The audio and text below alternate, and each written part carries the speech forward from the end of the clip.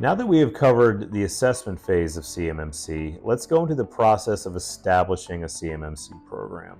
First off are policy and procedures. In CMMC 2.0, the requirements for policies and procedures varies depending on the maturity level that an organization is aiming to achieve. The overall goal of these policies and procedures is to ensure the consistent and effective application of cybersecurity practices and controls. For CMMC Level 1, no formal policies or procedures are required. However, they must demonstrate that the 17 basic cybersecurity practices, such as managing passwords and controlling access to systems, are being performed consistently. At CMMC Level 2, formal policies and procedures are required. Organizations must implement and maintain documented policies and procedures for each of the 110 security controls outlined in NIST 800-171. These policies must ensure the protection of controlled unclassified information. The policies and procedures should outline how each security control is applied across the entire organization. This includes specific roles and responsibilities, methods for control implementation, and continuous monitoring of security practices.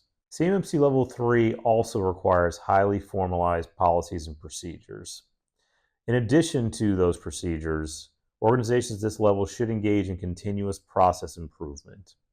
This includes regularly updating and optimizing security controls, performing threat intelligence analysis, and adjusting procedures in response to sophisticated threats. Specific policies and procedures may include access control policy, which defines how access to systems and data are managed, ensuring only authorized personnel have access to sensitive information. Incident response policy, which details how cybersecurity incidents are detected, reported, and mitigated. It includes procedures for communicating incidents to internal stakeholders and the DoD if necessary. Configuration management policy governs how hardware and software configurations are maintained securely across the organization. Risk management policy. A risk management program must be put in place, and the policy must outline the organization's approach to identifying, assessing, and managing risks related to the cybersecurity threats. Audit and accountability policy ensures that systems are monitored for compliance and that audit logs are maintained and reviewed regularly. Along with documenting policies and procedures, organizations must also document control descriptions. Effective CMMC requires focus on control, implementation, and documentation. Again, for Level 2 compliance, CMMC requires implementation of all 110 controls within NIST 800-171. Each control definition must include a control description, which is a brief overview of the specific NIST 800-171 requirements and its purpose. Implementation statement, which is a detailed description of how the organization implements the control. This should include the technologies, tools, and processes used to satisfy the control requirement, any procedures or mechanisms in place to enforce the control, and personnel or roles responsible for executing the control. System components and boundaries are also required. Overall, in the system description of the SSP, you are required to document the boundary of the system. But within each control, you must identify specific systems, networks, and environments affected by that specific control. This includes identifying where the control is applied within the system, meaning on a specific server, on a specific network, or on a third-party cloud environment. Responsible personnel. You must also document the roles or individuals responsible for implementing and managing the control. This can include system administrators, security officers, or other designated personnel. Finally, you must document the status of implementation. The current status of control implementation could be described as implemented, meaning the control is fully in place and operational. Partially implemented, some aspects of the control are in place but additional work is needed, such as you have MFA installed on your laptops but not on the network itself.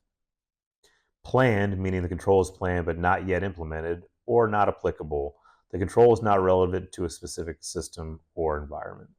If there are gaps in the controls, then again, a plan of action and milestones is required. Finally, monitoring and maintenance. A description of how the control is monitored and maintained over time should be included in the SSP. This could include regular audits, reviews, or automated monitoring systems to ensure continued compliance with the control. So next we're going to talk about the Supplier Performance Risk System, or SPRS. As noted in Section 1, CMMC requires a self-assessment uploaded into the SPRS. The SPRS is a Department of Defense database used to assess and evaluate the performance and risk profiles of defense contractors. SPRS plays a critical role in helping the DoD determine which contractors are eligible to bid on contracts and continue working on existing contracts based on their cybersecurity and performance data. Performing an SPRS self-assessment includes scoring an organization on its compliance with all 110 NIST 800-171 controls. The controls are weighted, and the sum of all individual control assessments provides organizations with an SPRS score that must be uploaded to the SPRS system. So to summarize, to establish a CMMC program after initial risk assessment has been performed, policies and procedures must be documented, controls must be described, and an SPRS self-assessment must be performed.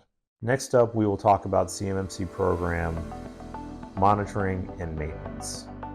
Thank you for joining our CMMC information session. If you would like to submit questions to be answered during our upcoming webinar, see the link in the description.